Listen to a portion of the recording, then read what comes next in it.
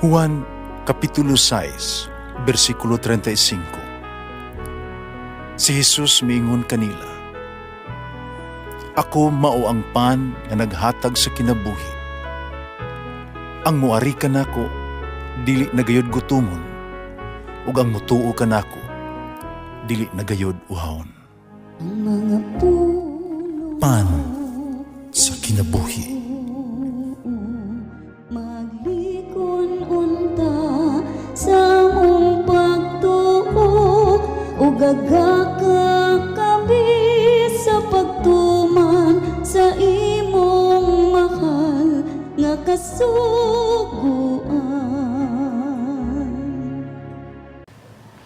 Kinumana kaninyo, Santos Ebanghelyo sumala ni San Mateo. Mao kini ang talaan sa gagikan ni Jesucristo, kaliwat ni David ug kaliwat ni Abraham. Si Abraham mao ang amahan ni Isaac, si Isaac amahan ni Jacob, Jacob amahan ni Juda, ang iyang mga igsuon, si Juda mao ang amahan ni Fares, ug si Sarah, si Tamar ang ilang inahan. Si Fares mao'y amahan ni Esron, si Esron amahan ni Aram, si Aram amahan ni Aminadab, si Aminadab mao'y amahan ni Naason, si Naason amahan ni Salmon, si Salmon mao'ng amahan ni Bus, si Rab ang iyang inahan. Si Bus mao'y amahan ni Obed, si Ruth mao'ng iyang inahan. Si Obed amahan ni Isay, o si Isay mao'ng amahan ni Hari David. Si David maong amahan ni Solomon, ang iyang inahang asawa kaniadto ni Urias. Si Solomon may amahan ni Rehoboam. Si Rehoboam amahan ni Abias. Si Abias may amahan ni Asa. Si Asa may amahan ni Josaphat. Josaphat may amahan ni Huram. Si Huram amahan ni Osias. Si Osias may amahan ni Jotam. Si Jotam may amahan ni Akas. Si Akas amahan ni Ezekias, si Ezekias may amahan ni Manases, si Manases may amahan ni Amon. Si Amon amahan ni Hosias. Si Hosias may amahan ni Jeconias, kang iyahang igsuon. Nitong panahon nabihag ang Israelita ngadto sa Babylonia. Nabihag ang mga Israelita. Si Jeconias nanganakang Salatiel. Salatiel may amahan ni Zorobabel. Si Zorobabel mo'y amahan ni Abued. Si Abued mo'y amahan ni Eliakim. Eliakim mo'y amahan ni Azor. Si Azor mo'y amahan ni Zadok. Zadok mo'y amahan ni Akim. Akim mo'y amahan ni Eliud. Si Eliud mo'y amahan ni Eleazar. Si Eleazar mo'y amahan ni Matan.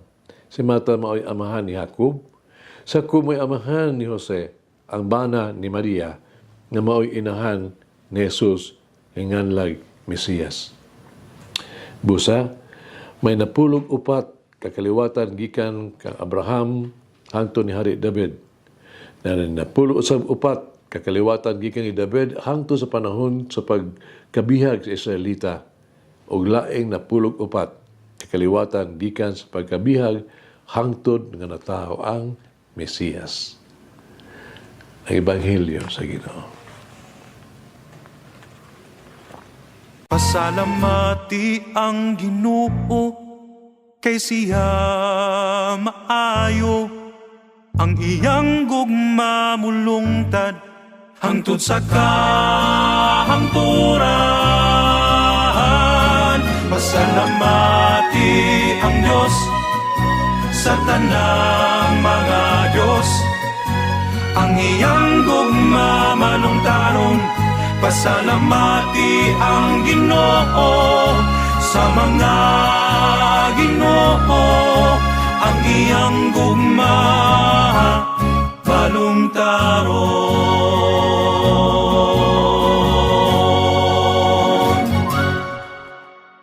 Atong nadungog ang basahon sa talaan sa kagikan ni Jesucristo.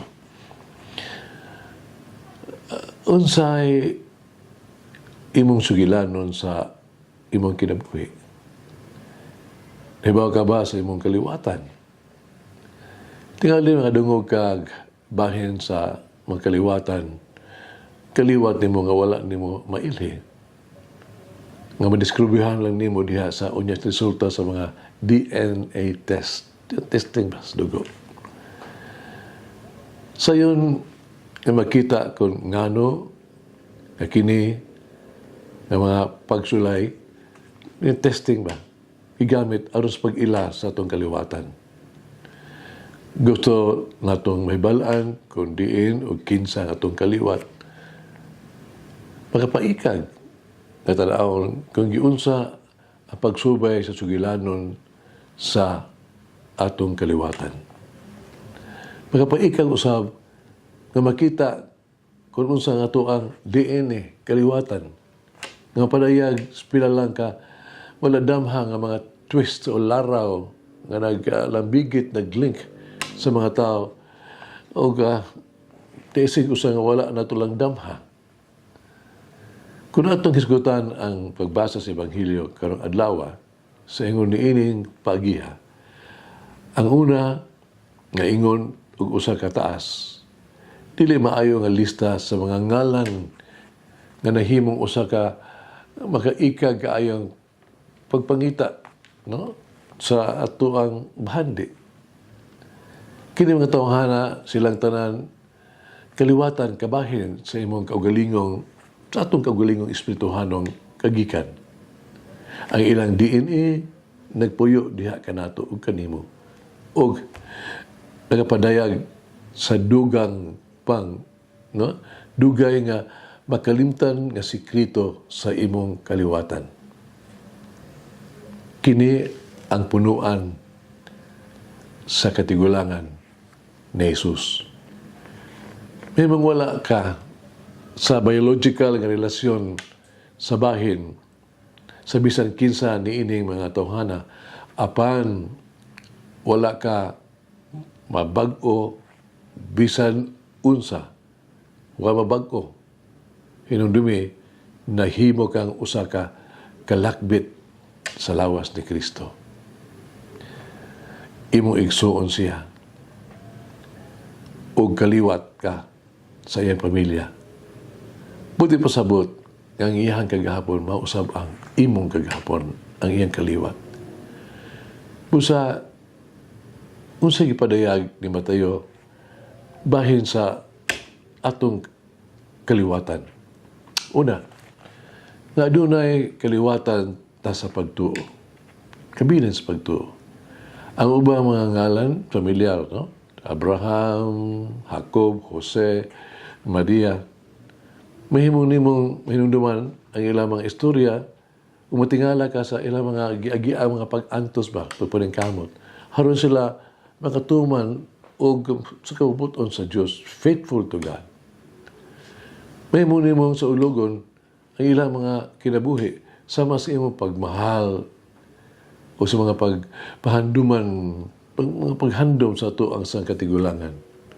May mo usab, natong sa ulogon ang kamatuuran, ang ilahang pagtuo, nga bidagayday diha kanimo na kanato, pagtudlo sila kanato unsaon sa pagtuo o pagsalig sa Dios. Ikaduha, aduna tay kabilin sa pagkaluoy. Sama sa bisan unsang punuan sa pamilya, kini adunay pipila ka mga sorpresa. Hindi pa, una-unaan, si Rahab, no? Katong gitawag ito babae sa kagabion na prostitute nga mituo nga nahimong sa siyang kaliwatan ni Jesus. Si Hari David gidunay gitawag ito chikered kaayo, no?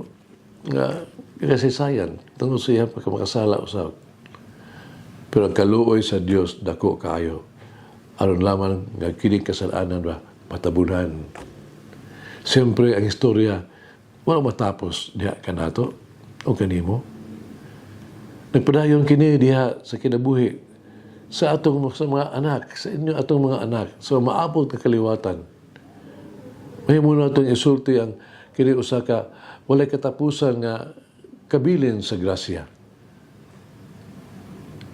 Munang mangigsuon mag-ampo kita. Dios sa hayag ug paglaom. Aron ka mahigugma kanimo mag-alagad kanimo sa imong gingharian. Tanawa kami diha sa gugma, ug puna kami sa Espiritu ni Jesus. Panalipli kami ni ining tiyunahas, bantayi kami sa pag-ampo, sabta magkulat kami sa pag-abot sa among Ginoo.